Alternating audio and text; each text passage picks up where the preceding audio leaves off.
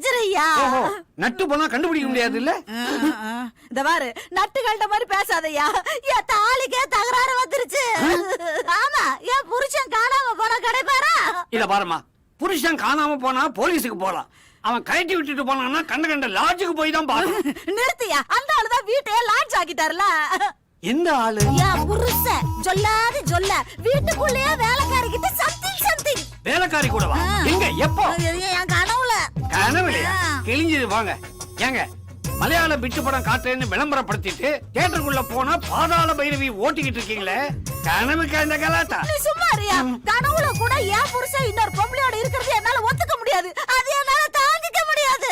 கனவுலயே இவ்ளோ சில்மிஷம் பண்ற ஆளு நிஜத்துல என்னென்ன பண்ணுவாரு? ஆமா, எங்க அது?